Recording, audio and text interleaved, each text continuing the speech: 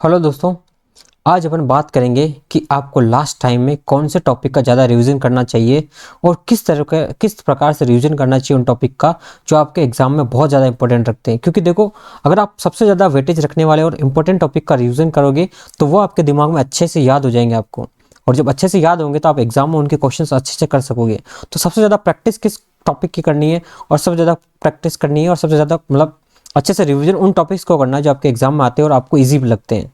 ठीक, तो उन टॉपिक्स के बारे में अपन बात करेंगे। देखिए, सबसे पहले अपन स्टार्टिंग से स्टार्ट करेंगे, जीके से ही। तो देखिए, मैं आपको बता देता हूँ कि आईटी जो करंट अफेयर है आपका, major development of field of information current affairs, ये जो आईटी का जो करंट अफेयर्स है आपका, आईटी का करंट अफेयर्स, ये आपको हम जिन्होंने टेस्ट सीरीज ले रखी है, जैसे हमारी जो टेस्ट सीरीज चल रही है उसमें, उनको हम ऐप में प्रोवाइड करवा देंगे। ठीक है, इसके जितने भी टेस्ट बने, 2 टेस्ट बने या 3 टेस्ट बने, इसको 50-50 के सेक्शन में बांट के हम लोग आपको इसके अंदर ऐप में प्रोवाइड करवा देंगे। तो जिन्होंने टेस्ट सीरीज ले रखी है उनको यहाँ पे मिल जाएंगे। तो अभी 1-2 दिन में प्रोवाइड करवा देंगे, हम कोशिश कर रहे हैं कि आपके लिए बना दें। और इसके अलावा आपके जो करंट अफेयर्स हैं इंडिया और राजस्थान के, ठीक है, इंडिया और राजस्थान के जो करंट अफेयर्स है वो भी हम आपको प्रोवाइड करवा देंगे। तो आपका जो करंट वाला पोर्शन है लगभग आपका हम ऐप में डलवा देंगे। जिसके जो भी क्वेश्चंस बनते हैं सारे क्वेश्चंस हम इनमें डलवा देंगे। आपके जो इंपॉर्टेंट क्वेश्चन बनते हैं इनसे ऐप में डलवा देंगे। तो आप ऐप से आप देख लेना, जो उन्होंने टेस्ट सीरीज खरीद रखी है, और जिन्होंने नहीं खरीद रखी है वो खरीद लेना, ताकि उनको मिल जाएगा। तो अपन बात करते हैं। देखो, सबसे इंपॉर्टेंट आपका फर्स्ट वाला जो पार्ट है, इसके अंदर सबसे ज़्यादा इंपॉर्टेंट रखता है आपका रीजनिंग। सबसे इंपॉर्टेंट पार्ट ये रीजनिंग का रखता है। ये रखता है वेटेज 30 से लेके 35 क्वेश्चन का वेटेज रखता है। ठीक है, आप मान के चलिए 30 से लेके 35, इसके आसपास इर्द गिर्द घूमेंगे। 28 हो सकते हैं, 27 हो सकते हैं, 25 हो सकते हैं, लेकिन इसके आसपास आपका इसका रहेगा। सबसे अहम रोल, सबसे ज़्यादा रोल आपका जीके का जितना रोल नहीं है, उससे ज़्यादा रोल इसका है। आप ये समझिए, सबसे अहम रोल आपका रीजनिंग का रहेगा इसके अंदर। जिसकी रीजनिंग अच्छी रहेगी इस एग्जाम में, क्योंकि जो टेक्निकल है वो सभी पढ़ रहे हैं, ठीक है, जीके सभी पढ़ रहे हैं, लेकिन रीजनिंग की प्रैक्टिस बहुत कम लोग कर रहे हैं, बहुत कम। ठीक है, जिन्होंने प्रैक्टिस नहीं करी है अभी भी स्टार्ट कर दें। रीजनिंग आपको पूरे में से पूरे नंबर दिला सकती है। ऐसा सब्जेक्ट है, एकमात्र ऐसा सब्जेक्ट है जो आपके पूरे में से, रीजनिंग के जितने सवाल हैं उसमें से पूरे नंबर आ सकते हैं आपके। लेकिन आप जीके जितना पढ़ोगे उसमें गलत होने के चांसेस भी रहते हैं, और आप अगर आपको आते हुए भी आप उसको गलत करने के चांसेस आपके बन जाते हैं जीके में। क्योंकि जैसे आप देखते हो ना क्वेश्चन जीके का, तो आपको सारे ऑप्शंस एक जैसे लगते हैं, लेकिन रीजनिंग में ये नहीं है। रीजनिंग सिर्फ लॉजिक पे चलती है, रीजनिंग पूरी लॉजिक पे चलती है। ठीक है, अगर आपका लॉजिक सही है तो आप रीजनिंग को अच्छे से कर सकते हो। तो इसके लिए सबसे पहले लॉजिक क्लियर करने के लिए आपको सबसे ज़्यादा इंपॉर्टेंट रहेगा प्रैक्टिस।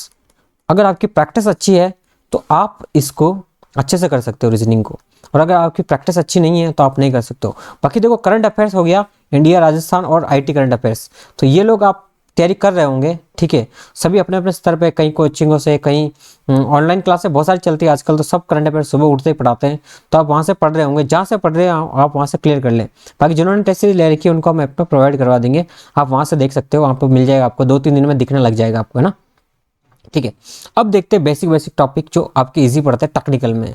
ठीक है, आपका ये हो गया पूरा, देखो जीके का पोर्शन हो गया। जीके में लगभग ज़्यादा क्वेश्चन नहीं आते, 15 से 20 क्वेश्चन मुश्किल से आने रहेंगे। तो वो देखो, कुछ आर्ट एंड कल्चर के ज़्यादा आएंगे, आर्ट एंड कल्चर से, और बाकी मॉडर्न हिस्ट्री से वगैरह से आप पढ़ सकते हो उनको। ठीक है, जो लोग आप पटवारी, किसी ने पटवारी और वीडियो का एग्जाम दिया है, तो उनको लोगों के लिए जीके करना आसान रहेगा, और रीजनिंग भी वो लोग कर सकते हैं क्योंकि पटवारी और इसमें थी।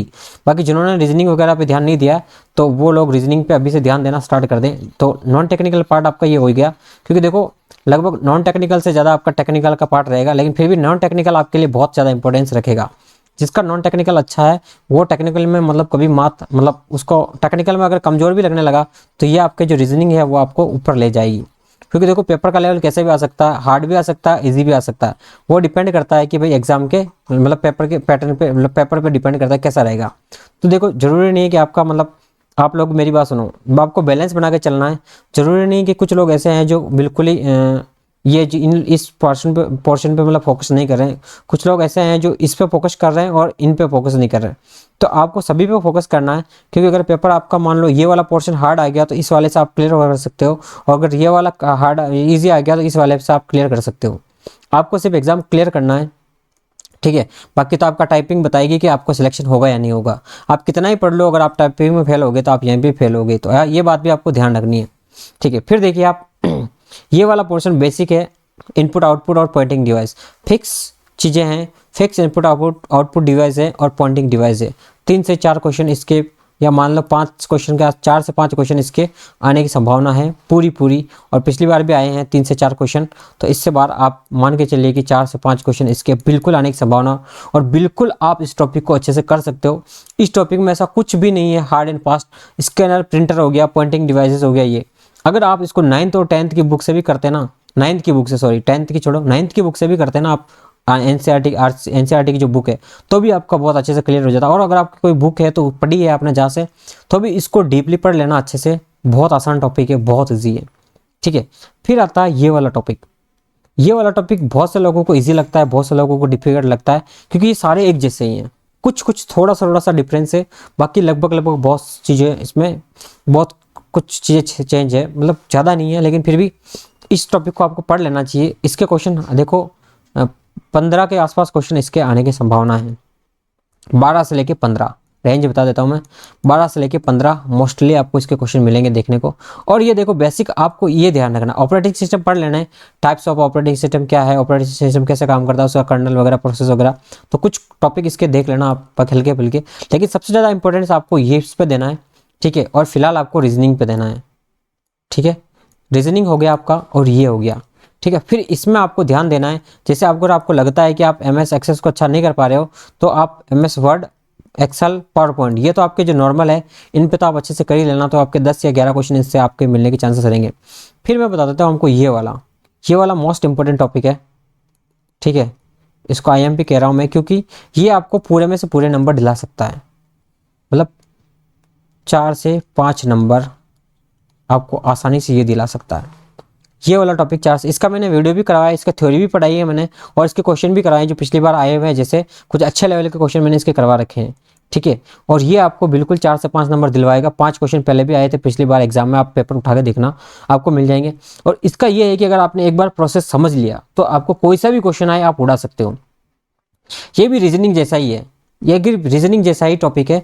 अगर आपकी रीजनिंग कर रहे हो, आप रीजनिंग की प्रैक्टिस कर रहे हो, तो इसकी प्रैक्टिस आपको साथ साथ कुछ करनी ही चाहिए, मेरे हिसाब से आपको करनी चाहिए, और आपको करनी पड़ेगी, तभी आपका सिलेक्शन होगा। आपको वो चुन के नंबर लाने हैं आपको, कि किस किस टॉपिक में मैं नंबर ला सकता हूँ, आपको चुनना है, और आप चुन के नंबर ला सकते हो, ठीक है। ये यूनिट थोड़ी बड़ी है, मैं इसको बाद में लूँगा, ठीक है। इसको आप अच्छे से करना, मैं इसको IMP बोला है, एक ही IMP है, ये IMP है, ठीक है, ये वाली है ना, ठीक है। बाकी इसमें रीजनिंग IMP है, बाकी ये आपको पढ़ना है जैसा आपको उचित लगे, जितना आपको आता है, लेकिन आपको इसको छोड़ना बिल्कुल भी नहीं है ना। छोड़ना तो आपको एक ही टॉपिक नहीं है, लेकिन आपको रिवीजन किस पे ज़्यादा फोकस करना, जिसकी प्रैक्टिस करनी है उसकी बात कर रहा हूँ मैं। प्रैक्टिस आपको रीजनिंग की ज़्यादा करनी है, इसकी टॉपिक की बहुत ज़्यादा करनी है। फिर आपको आता है ये वाला टॉपिक, सिक्योरिटी वाला। ये भी ईजी टॉपिक है, बहुत ईजी। कुछ एक गिने चुने टॉपिक हैं, गिने चुने virus, malicious attack, phishing attack, जितने भी हैं, कुछ एक हैं। अगर आप इनके ना मुश्किल से 4 पन्ने भी भरते हैं, ज़्यादा 4 पन्नों में सारे सिमट जाते हैं, एक 2 लाइन में आपकी इनकी डेफिनेशन है, इनसे क्वेश्चन बनते हैं, ठीक है। और एक फायरवेल, ये पढ़ सकते हो आप। और ये बैकअप डाटा के कुछ 4-5 टेक्निक्स है मुश्किल से, जो इसने फुल बैकअप हो गया, इंक्रीमेंटल बैकअप हो गया, बहुत आसान सा टॉपिक है। इसके 4 से 5 क्वेश्चन, 5 से 6 क्वेश्चन मान लो आपको एग्जाम में देखने को मिलेंगे। और जब मिलेंगे आपको तो आप कहोगे कि यार ये टॉपिक छोटा सा था, ईजी था, मैं पढ़ लेता। तो इसको भी मैं IMP कहूँगा, क्योंकि मैं दूसरे टॉपिक से आने से पहले मैं आपको इजी बता रहा हूँ, ताकि आप उन पर अच्छे से कर सकते हो, कमांड रख सकते हो। ये एक बार पढ़ना, 2 बार पढ़ना, बस इसके कुछ क्वेश्चंस निकालने से आपका ये टॉपिक पूरा क्लियर हो जाएगा, ये पूरा टॉपिक क्लियर हो जाएगा, और आपके बहुत हेल्प करेगा एग्जाम में, ठीक है। तो मेरी मानो तो इस टॉपिक को बिल्कुल मत छोड़ना, कोई भी मत छोड़ना। कुछ फिक्स टर्मिनोलॉजी है, फिशिंग क्या हो गया, रूट किट क्या हो गया, अरे रैंसमवेयर क्या हो गया, इनकी डेफिनेशन, इनसे कुछ मेन पॉइंट है, इनसे क्वेश्चन बनते हैं, वही आएंगे, ठीक है। इतना हार्ड एंड फास्ट, पिछली बार भी आप पेपर उठा के देखना किस टाइप के क्वेश्चन आए, आपको पता चलेगा। और बैकअप के देख लेना, इसको पढ़ लेना, ठीक है। तो ये आपका हो गया मेन पार्ट जो इजी लगता है आपको, और इसी बहुत इजी पार्ट है, इसको आपको करना है। अब आता है सबसे मेजर पार्ट, ये लगभग 25 से 30 क्वेश्चन के आसपास रखता है वेटेज अपना। सबसे इम्पोर्टेंट टॉपिक ये है, और आपको इस पर सबसे ज़्यादा टाइम देना चाहिए। लेकिन टाइम आपको किस पे देना चाहिए, सबसे ज़्यादा आपको सोचना है कि पिछली बार किस टॉपिक पे क्वेश्चन आए, तो आपको ध्यान देना है। इसके अंदर आपको देखो मेनली यहाँ से बताता हूँ, ये देखो, ये तो देखो फिक्स यहाँ से नीचे देखो आप, यहाँ से नीचे आपको दिख रहे हैं ना, सब डिफरेंट डिफरेंट टॉपिक हो गए और इन टॉपिक से हर टॉपिक से दो तीन क्वेश्चन आए हुए हैं, ठीक है। लेकिन इसमें देखो ये internet of technology, introduction of internet technology और प्रोटोकॉल, इसमें आपको सिर्फ प्रोटोकॉल पढ़ लेना है आपको, ठीक है। इनको जो छोड़ना नहीं उनकी बता रहा हूँ मैं, आपको प्रोटोकॉल नहीं छोड़ना है, एक OSI मॉडल ये पूरा पढ़ना है आपको, ठीक है, और एक IP एड्रेस,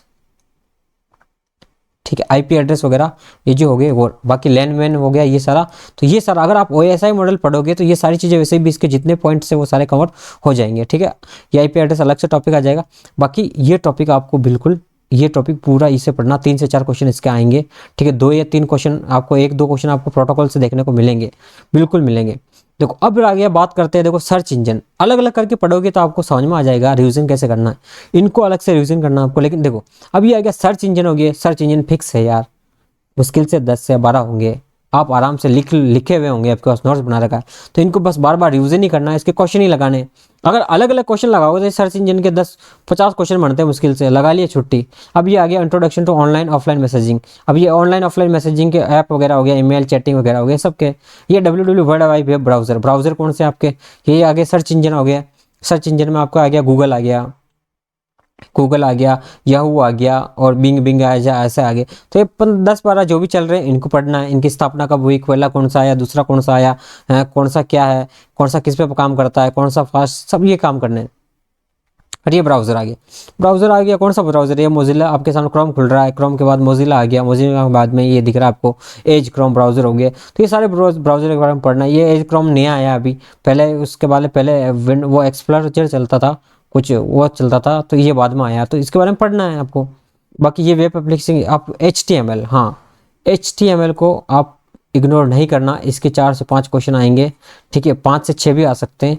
HTML लैंग्वेज को आपको बिल्कुल इग्नोर नहीं करना, आप उसको पढ़ना है, उसके टैग्स पढ़ने हैं, उसकी सारी चीज़ें पढ़ लेना, ताकि आपके उसके क्वेश्चन गलत होने के चांसेस कम रहेंगे, और फिक्स टॉपिक है पढ़ लेना। और एक ई कॉमर्स वाले टॉपिक को आपको बिल्कुल भी नहीं छोड़ना है, ठीक है, ये गलती आपको बिल्कुल भी नहीं करनी, ई कॉमर्स वाले टॉपिक को आपको बिल्कुल नहीं छोड़ना है, ठीक है। ई कॉमर्स वाले टॉपिक को आपको अच्छे से करना है।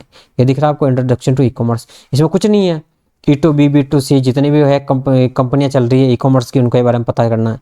और बाकी ये पूरा हो गया। अब ये टॉपिक वॉइस मेल और वीडियो वाला, वीडियो कॉन्फ्रेंसिंग, इसके कुछ ये टॉपिक है, 14 बड़ा नहीं है, 2 पेज का, ये मल्टीमीडिया एंड ग्राफिक्स, ये भी 2 पेज का टॉपिक है। तो इस दोनों टॉपिक को आराम से पढ़ लेना, आपके 4 से 5 क्वेश्चन इसके दोनों को मिला के आ जाएंगे, ठीक है। तो ये सबसे बड़ा वेटेज रखने वाला क्वेश्चन है, पार्ट है।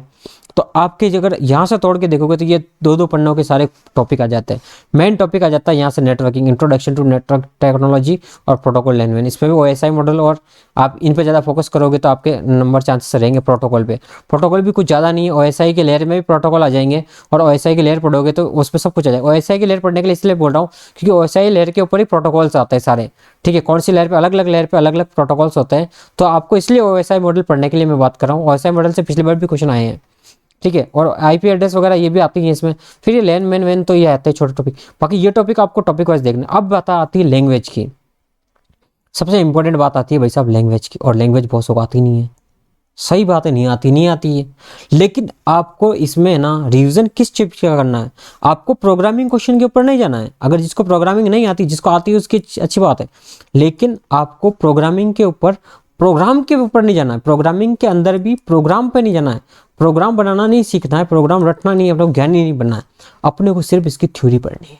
क्या पढ़ना है? थ्योरी। अपने को सी लैंग्वेज की क्या पढ़नी है? थ्योरी पढ़नी है। थ्योरी पर से आप पॉइंटर क्या हो गया, स्ट्रक्चर, यूनियन क्या हो गया, ये ठीक है, आप कीवर्ड क्या हो गया, ये प्रोग्राम आएगा तो मुश्किल से अगर 1 या 2 प्रोग्राम, कुछ टोटल प्रोग्रामिंग से क्वेश्चन आएंगे 15 से 17 का 18 के आसपास, इतने क्वेश्चन आएंगे, ज़्यादा नहीं आएंगे, ठीक है। तो आप प्रोग्रामिंग के देख लीजिए, आप अगर प्रोग्रामिंग के क्वेश्चन आएंगे प्रोग्राम बनाने के, तो 1 मुश्किल से 2 या 3 दे सकता है, ज़्यादा और क्या देगा, बाकी तो थ्योरी आएगी ना। तो भाई साहब थ्योरी की तो रिवीजन करो आप। अगर प्रोग्राम के 2 या 3 क्वेश्चन आते हैं तो थ्योरी के क्वेश्चन तो बाकी की थ्योरी आएगी ना, तो बाकी थ्योरी पे आप फोकस करो। अभी ओप्स के कॉन्सेप्ट, अरे ओप्स के कितने कॉन्सेप्ट है, गिने चुने कॉन्सेप्ट ही तो है, उनके बारे में पढ़ना है। इनहेरिटेंस क्या हो गया, ठीक है, ऐसे टाइप के क्वेश्चन है। पॉलीमॉर्फिज्म क्या हो गया, इस टाइप के कुछ है, तो इनमें भी कुछ क्वेश्चन बैठ सकते हैं। बाकी ये IDE है तो IDE तो पढ़ लेना आप। IDE में क्या होता है कि जैसे आपका IDE है ना, ये ये आपका ये हो गया इंटीग्रेटेड डेवलपमेंट एनवायरनमेंट। तो ये क्या हो गया, जैसे ब्राउज़र है, पूरे आईडी है जिस पे अपन काम करते हैं, तो ये इनके बारे में पढ़ लेना। ये ज़्यादा बड़ा टॉपिक नहीं, छोटा सा है, अगर आएगा तो एक दो क्वेश्चन आएगा। लेकिन आप इसमें ना अगर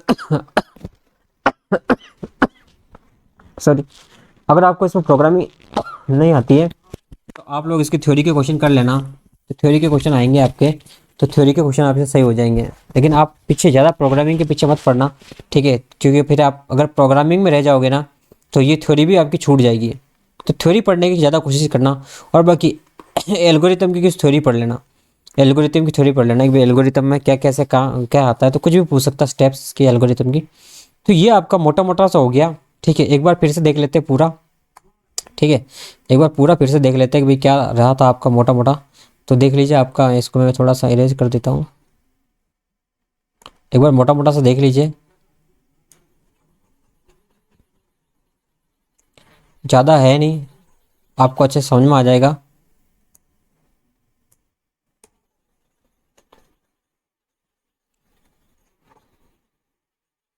अब आपको सबसे इजी मैं बता देता हूँ कि बड़े बड़े तरीके से कि आपको किस किस चीज़ पे ज़्यादा फोकस करना चाहिए, ठीक है। सबसे आपको ज़्यादा फोकस करना चाहिए, अगर आप सबसे पहले फर्स्ट वाले पार्ट को देख रहे हो तो, अगर आप फर्स्ट वाले पार्ट को देख रहे हो तो सबसे पहला टॉपिक आपको पढ़ना है रीजनिंग का, आपको रिवीजन करना है, रीजनिंग की आपको प्रैक्टिस करनी है, बहुत ज़्यादा प्रैक्टिस इसी टॉपिक की करनी है, मैं बता देता हूँ आपको। दूसरा आ गया प्रैक्टिस के अंदर जिनकी मैथमेटिकल तरीके से प्रैक्टिस करनी है, डी वाला पार्ट, ठीक है, नंबर सिस्टम आ गया। इसकी सबसे ज़्यादा मैथमेटिकल तरीके से प्रैक्टिस करनी, मतलब 150 क्वेश्चन निकाल लेना, 100 150 क्वेश्चन इसके निकाल लेना, ताकि ये आपके पूरे दिमाग में छप जाएंगे। तो अगर देखो एक एक नंबर का फर्क पड़ता है, 4-5 नंबर कैसे लाने हैं आपको वो देखना है, ठीक है।